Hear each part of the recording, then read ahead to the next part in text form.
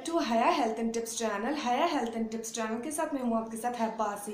कैसे आप सब? आई होप बहुत अच्छे होंगे। आज की वीडियो में मैं आप लोगों के लिए लेकर आई हूँ आप लोगों की जोड़ों का दर्द जो हो जाता है, आप लोगों के दिल की बीमारी वगैरह और मैदे की तकलीफ वगैरह जो आप लोगों को जाती है, उसके लिए मैं घर की चीज़ों से एक रेमेडी ऐसी लेकर आई हूँ।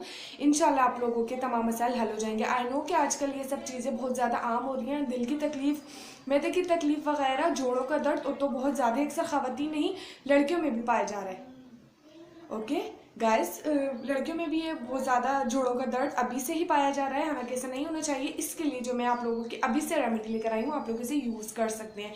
आप लोग खुद हैरान होंगे कि 2 से 3 बार इसके इस्तेमाल से आप लोगों की तमाम जो है वो मसला जो है वो बिल्कुल हल हो चुका होगा। वीडियो स्टार्ट करने से पहले वीडियो को लाइक कर लीजिए, चैनल को सब्सक्राइब कर दीजिए। इंस्टाग्राम की लिंक डिस्क्रिप्शन में मौजूद है, उससे जाके कर लीजिए follow. Okay, let's get started. आप लोगों ने क्या लेना है? आप लोगों ने जो है वो लहसुन लेना है पूरा एक साबुत। ओके, साबुत आप लोगों ने पूरा लहसुन ले लेना है, उसको छील लेना है। उसके बाद आपने लेना है पुदीना। ये आप लोग अपने हिसाब से ले सकते हैं कि जो है एक जो है हमारे लहसुन के अंदर कितना पुदीना डलेगा।